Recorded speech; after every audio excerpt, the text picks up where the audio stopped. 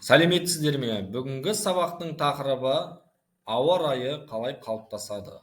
Яғни біз бүгін сабақта мақсатқа жету үшін ауа райы деген не және оның элементтерімен танысатын боламыз. Және сонымен қатар ауа райы элементтер қалай және неліктен өзгеретінін, ауа райы болжамының маңызы қандай екенін білуіміз керек.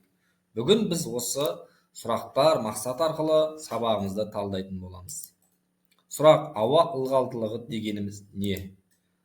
Мысалы, бізде ауа ылғалдылығы біз ауа райының барлық элементтерінің өзара байланысты екендігін, атмосфералық қысымның температураға, ал желдің атмосфералық қысымға, тиісінше желдің пайда болуының да температураның өзгеруінің де тәуелді екендігін білеміз, яғни кешегі сабақта желдің пайда болуы температура не себепті өзгеретінін анықтаған едік. Ауа ылғалдылығының температураға тәуелділігі негізінде ауа құрамындағы ылғалдың қалыптасуындағы маңыздылығына қарастырамыз.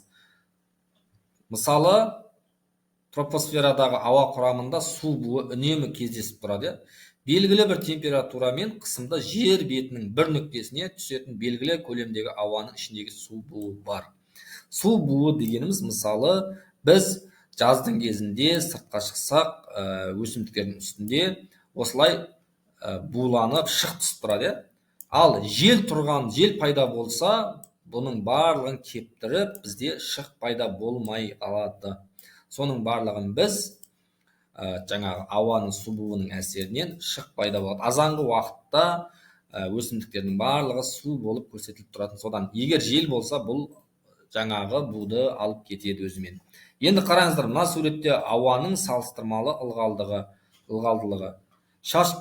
Мысалы, шаш геогрометрі деп аталатын құрылғымен өлшенеді ылғалдылық бізде. Келесі сұрақ бізде ауаның ылғалдылығы. Тағы да біз ауа ылғалдылығын ондағы су буының мөлшері, атмосферадағы ылғал, бұл ауадағы бу күйінде болатын ылғалдылық ауа температурасына тәуелді болады деп айтамыз. Алайда ауадағы ылғал құрамының мөлшері шекті температураға тәуелді болады. Сондықтан құрамында бар мөлшерден артық су буын сыйғыза алмайтын ауа қаныққан ауа деп аталады.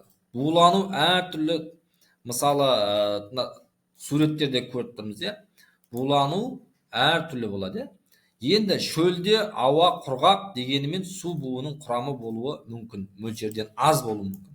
Енді мына ыдысты қараңыздар, біз бұның төбесін жауып болғаннан кейін, оның ішінде булар көбейіп жатыр. Ол суға да байланысты. Бұның ішіндегі судың көлемі көп, ал мына судың көлемі аз болған екен. Бұл да ауада судан шығып жатқан бу өте аз. Ал мына жақта бізде су көлемі көп болғандықтан, бұдан шығып жатқан бу көлемі үлкен.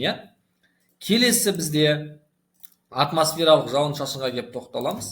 Атмосфералық жауын-шашын арқылы, мысалы, температура төмендеген сайын ауа ылғалдылығы жоғарыланады. Бізде температура төмендесе, ауаның ылғалдылығы неге жоғарыланады? Енді жаңа айтып өткендей, шық нүктесі дедік. Біз атмосфералық ылғалдылық ауаның ылғалға қанығу деңгейіне жеткен кезде су буының сұйыққа айнала бастауын білдіреді. Бұл ауадағы су буларының ең көп мөлшерде қаныққандығын білдіреді. Салыстырмалы ылғалдылық 100% болғанда ауа шық нүктесіне жетеді. Бұл ауа температурасы төмендеп, ауа ылғалдылығы толық қаныққан кезде байқалады. Сондықтан ауа суынып шық түзіледі. Шық дегеніміз, мысалы, кейде машиналардың несінде де көрсетіліп тұрады. Келесі бізде бұлттарға келіп тоқталатын болсақ, бұлттар дегенімізді қалай түсінеміз? Бұлттар жер үстіндегі үздіксіз қозғалыс кезінде салқындаған ауада бу тұман болып тұрып қалады. Ол ауада бу түзіледі. Олардың пайда болуы биіктікке, ауа температурасымен салыстырмалы ылғалдылығына байланысты болады. Бұлттар қатты суыққа айналған кезде ұсақ тамшылардан немесе кристалдардан тұруы мүмкін. Алайда көбінесе олар аралас келеді. пішініне қарай бізде мысалы бұлттар үш түрге бөлінеді, шарбы бұлттар, қабат бұлттар және будақ бұлттар деп бөлінеді. Енді оның ішінде бізде бұлттың түрлері, мысалы шарбы бұлт деген жоғарыда, будақ бұлттар дегеніміз мысалы ақ түсті болып тұрады, ал қабат бұлттар дегеніміз жерге жақын орналасқан, ол қабатқа өзі көрсетіліпті суреттегідей.